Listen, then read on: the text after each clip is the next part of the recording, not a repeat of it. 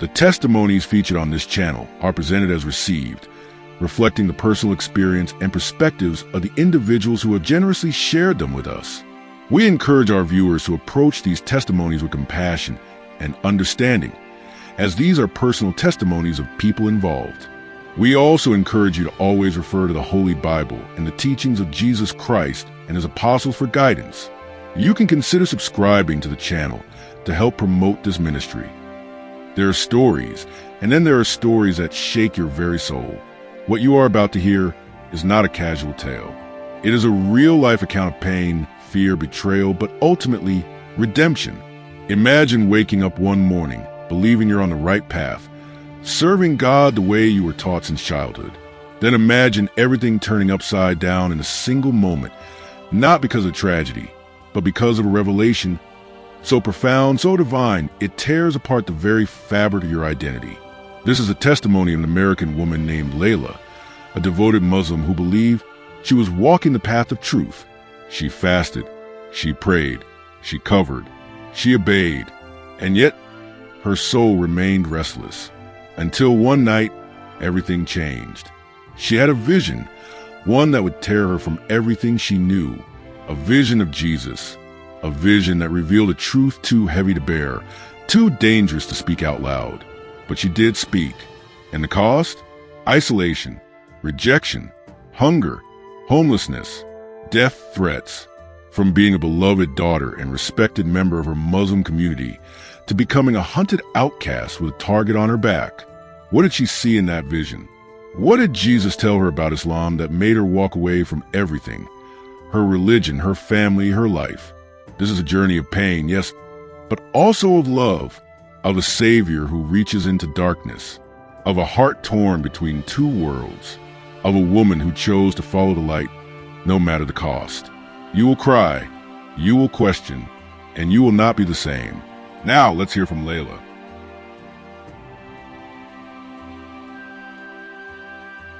I was born in Texas, raised in a quiet, devout Muslim household.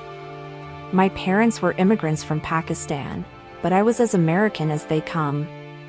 I loved music, books, laughing with my cousins. But when it came to religion, I didn't play games. My father was strict. My mother, even more so. They raised me to fear Allah, to avoid haram, to pray 5 times a day, no excuses. We fasted every Ramadan, memorized surahs from the Quran, avoided pork, wore the hijab. To everyone, I was the perfect Muslim girl. But deep down, I was broken. I never said it out loud. I never dared. But I was afraid, constantly. Not just of Allah's punishment, but of never being enough. I always felt like I was being watched. Judged, condemned. Every time I sinned, even something small like forgetting a prayer, I'd cry myself to sleep, terrified that the angels were writing my sins and that Allah would throw me into Jahannam. That fear, it controlled me. Then one night, it happened. It was late, about 2:30 a.m. I had cried myself to sleep again after missing Isha prayer. I begged Allah for forgiveness over and over until I passed out. But that night, I didn't just sleep. I saw something. I was standing in a desert, empty, lifeless, cold. Then, in the distance, I saw a figure walking toward me. Not rushing. Just walking, calm, radiant. I couldn't see his face clearly, but his presence, my God. I can't even describe it. It was like peace wrapped in light. And he called my name, Layla.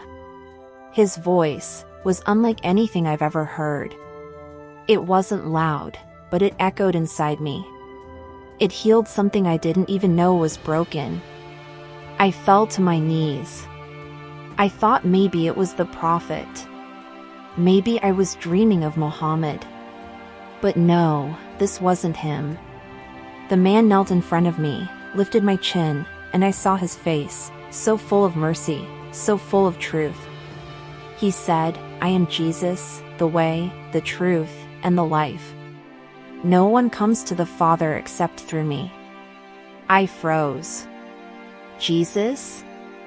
I whispered. He nodded. "What you have followed is not the truth, Layla. Islam has covered me with shadows, but I have come to bring you into the light." I wanted to scream, to argue, to defend everything I was raised to believe. But I couldn't. Because deep down, I knew. I just knew. Then he showed me something terrifying. We were suddenly standing on the edge of a pit, dark, burning, filled with screaming. I saw people there, some I recognized. I saw a Muslim woman I had grown up admiring. She was screaming for water, begging for help. She had worn the niqab all her life, prayed every day, but she was there. I looked at Jesus, horrified. Why? She was a good Muslim. He looked at me, and I will never forget his words, because no one comes to the Father except through me. Not religion. Not rituals. Only my blood can save. Only my cross can redeem. I woke up gasping, sweating, crying. That was the beginning of the end. I tried to ignore it at first. I told myself it was just a dream. But it haunted me. Day and night. His face. His words. That pit. I stopped going to the mosque. I stopped wearing the hijab. My parents noticed. My father grew angry. "Are you becoming one of them?" he asked. I wanted to scream, yes. But I stayed quiet. Then one day, I couldn't take it anymore. I found a Bible online. I read the book of John. And when I got to chapter 14, verse 6, my heart stopped. "I am the way, the truth, and the life. No one comes to the Father except through me." It was real. What he said in the dream was right there. In red letters. I wept for hours. I knelt in my room and whispered the words, "Jesus. I don't know what this means.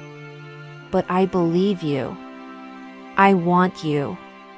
Please, save me." I felt something flood my body, like warmth, like light, like peace for the first time in my life. I had been born again. But heaven's joy was soon replaced by earth's hell. When I told my parents, the nightmare began. At first, they thought I was joking.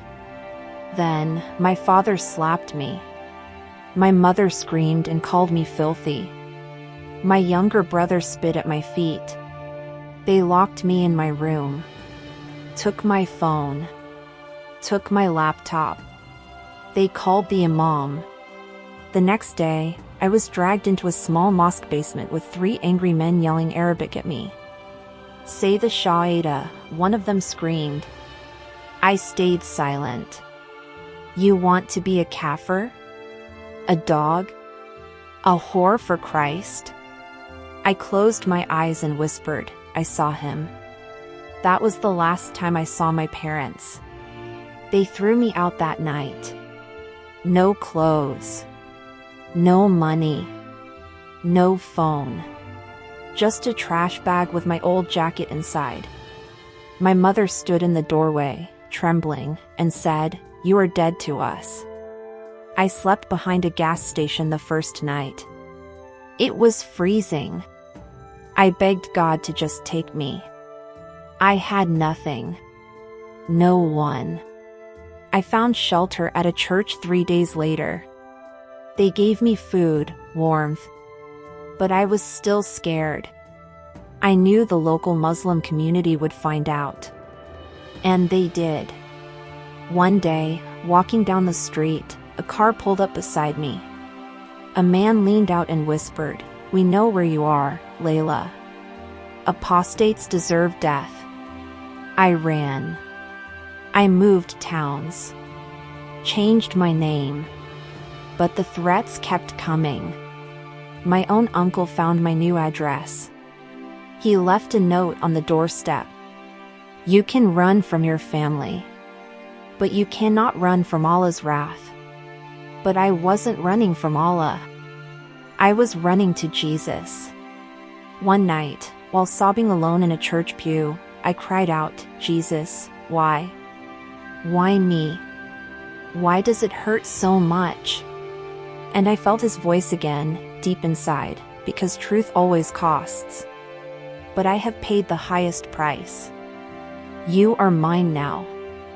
I knew then. I would never turn back. Even if the world rejected me. Even if I had nothing.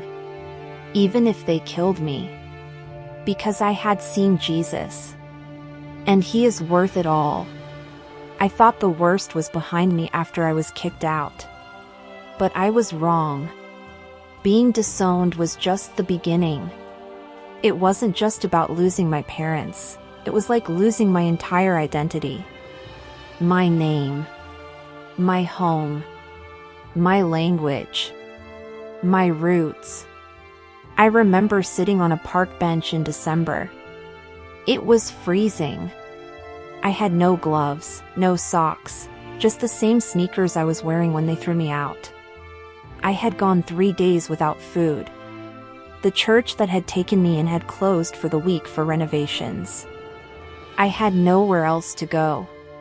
A Muslim woman I knew from our community center walked by. Our eyes met. For a split second, I thought she might help me. She used to teach me Quran recitation when I was younger. But instead, she spat in my direction and hissed, "May Allah curse you, you filthy traitor." I curled into myself and just cried. That night, I begged Jesus, "Are you still with me?" And just like before, that warmth came over me. No one else saw it. But I felt it, like arms wrapping around me. Like a whisper, "I will never leave you nor forsake you." That was the first verse I memorized from the Bible. Hebrews 13 verse 5. But as my faith in Jesus grew, so did the attacks. The church that had helped me was kind, but when their pastor heard I was a former Muslim and now a Christian, things changed. One of the elders pulled me aside and said, "It's not safe for you to keep coming here. The Muslim community is pressuring us." I was stunned. So what am I supposed to do? He said nothing. I slept on the street that night again. I ended up in a women's shelter the next week. It was rough. Most of the women there had escaped abuse, some were addicts. But they were broken, just like me. And that's where I met her, Anna. She was a volunteer. Blonde hair, light blue eyes, full of energy. She noticed I didn't talk much, and one evening, she brought me a hot drink and sat beside me. "Are you okay?" I hesitated. "I left Islam for Jesus." She blinked, then whispered, "Praise God." She started to visit every day after that. She brought me a small Bible with my name engraved in gold. She prayed with me, taught me scripture. She became the sister I never had. But even that joy didn't last long. One night, I was walking back to the shelter after a Bible study group Anna invited me to. A car started following me. I quickened my pace. The car kept crawling behind me. Then it stopped. A man got out. Tall. Face covered. I couldn't see who he was. I ran. He chased me. I screamed. I ran into traffic. A car slammed its brakes, barely missing me. People gathered. The man vanished into the alley. I knew then, they were watching. Someone had told my family where I was. The shelter had to move me. Anna helped me relocate 3 cities away. We changed my name to Grace on the records. New ID. New address. But the nightmares stayed. I would dream of men dragging me into a mosque basement, pouring gasoline on me, yelling that I was an apostate. I would wake up gasping, drenched in sweat. I began to fear everyone with a beard. I avoided halal stores. I hid any time I heard Arabic in public. But every time, Jesus reminded me, do not be afraid of those who kill the body but cannot kill the soul. I started to read the Bible every day. I devoured the Gospels. Jesus was nothing like what I was taught in Islam. In the Quran, he was just a prophet. A man. Someone who performed miracles but denied divinity. But in the Bible, he was everything. I wrestled with it. I remember praying one night, Jesus, were they lying to me all my life? My parents? The imams? And I heard his voice in my heart, they were blind. But now you see. I asked him, why do all Muslims need to know the truth? Why me? Then he gave me another vision. I was in a mosque, huge, grand, shining, filled with thousands of Muslims in white garments. They were all bowing, chanting, reciting prayers in Arabic. Then I saw something horrifying. As they bowed, the floor beneath them began to crack. I tried to warn them, shouting, the ground is breaking. You're falling. No one listened. Then the floor opened, and they fell. Thousands. Screaming. Their white garments turned to ash midair.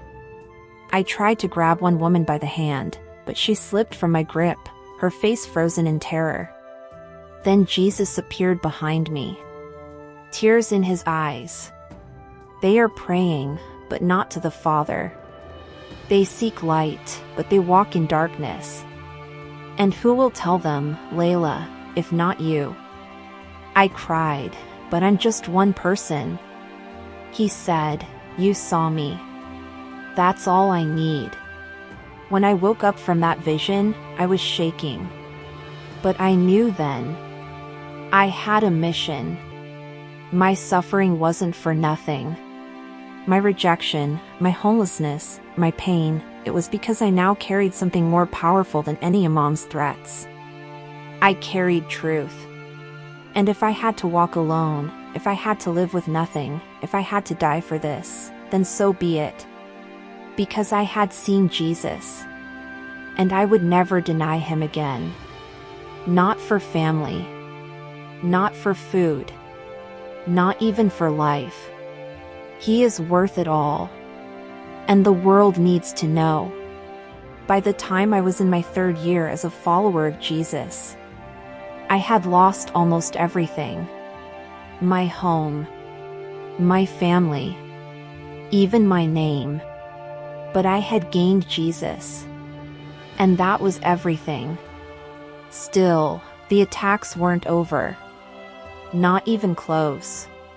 I started to post anonymous testimonies online about what Jesus had shown me. I told people the truth about the Quran. I told them what I saw in that vision, the Muslims bowing in devotion, while falling into hell. I warned them in love. I pleaded with them to seek Jesus. But the Muslim community online reacted with rage. Death threats poured into my inbox. You filthy apostate. Traitor dog. We will find you and spill your blood. I was shaken. One message read, we know what city you're in. You will not live long. I went to the police. They shrugged. Unless they physically harm you, there's not much we can do. So I lived like a fugitive. I moved constantly. Changed phones. Avoided using real names online. But they found me. One day, I was walking back from a Christian women's conference. I remember the worship was powerful. We had just finished singing, "I have decided to follow Jesus." I felt peace, joy, purpose. But as I entered the apartment building, someone grabbed me from behind. A black bag over my head. I screamed, but no one heard me. I was dragged into the back of a van. I don't remember how long we drove. I was trembling. The bag was hot and suffocating. My heart beat so loud I thought I'd pass out. Then the van stopped. They pulled me out, slammed me to the ground. When they removed the bag, I saw them. 3 men, all Muslim. 2 of them I recognized from my childhood mosque. One had been a Quran tutor. The other was my cousin, Tariq. He looked at me with eyes full of fire and hatred. "You shame our family," he said. "You chose the enemy." I whispered, "I chose the truth." He slapped me so hard my mouth bled. "You are going to die today, Layla." They tied my hands, poured gasoline on me. I could smell the death. They lit a match. I began to pray, out loud. "Jesus, into your hands I commit my spirit." And then, everything stopped. A wind blew. Not a normal wind. It was strong, so strong that the match flew out of Tariq's hand and extinguished instantly. Then the sky darkened. It was like thunder began to growl, though there were no clouds. And then, from behind me, a light broke through. They all stepped back, shielding their eyes. One of the men screamed, "What is that?" I turned. And there he was. Jesus. Radiant. Glorious. Clothed in brilliant white. His eyes like blazing fire. His hands still bore the marks of crucifixion. He walked toward me, his feet not touching the ground. My captors fell to the ground like dead men. They couldn't speak, couldn't move. Jesus stood beside me, untied my hands, and lifted me to my feet. He said, "No one can take your life unless I permit it. And your time is not yet." Then he turned to them and said one sentence. "She is mine." In that moment, they fled, screaming, running into the trees like wild animals. I collapsed into his arms and wept like a child. After that encounter, I was never the same.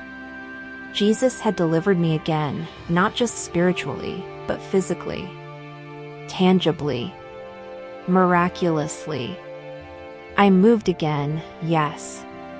I stayed hidden again, yes. But fear no longer ruled me. I began to record my story. In video, audio, and writing. I began to reach out to ex-Muslims who were silently suffering. And I found them. Hundreds. Thousands. All around the world. Men and women, boys and girls. Secret believers. Terrified of their families. Afraid of being found. And I told each one what Jesus told me. You are not alone. I saw miracles. Dreams. Healings. I saw a man from Pakistan give his life to Christ after watching my story. I saw a woman in Iran burn her Quran and cry, "Jesus is Lord," in her bedroom. But I also saw more persecution. More death. 2 of the young women I mentored were caught. One of them, Huda, was stoned to death by her own brothers. I cried for hours. But I remembered what Jesus told me in that vision. They seek light, but they walk in darkness. And who will tell them, if not us? So today, I live with a new name. Not just Layla, but daughter of the King. I may be hunted, hated, rejected, but I am loved by the one who matters most. My message to every Muslim watching this: you were made for more than rituals and fear. You were made to be loved, not controlled, not silenced, not broken. You were made to know Jesus, the real Jesus, not the Isa of the Quran, but the Son of God, crucified and risen, who appeared to me in fire and glory. And he is calling you. He is pleading with you. Because he loves you. He died for you. And if he can save a broken, exiled, unwanted woman like me, he can save you. Come to him. Let go of the chains. You don't have to live in fear anymore. Jesus is the way, the truth, and the life. And he will never leave you. Not in the cold. Not on the street. Not when the threats come.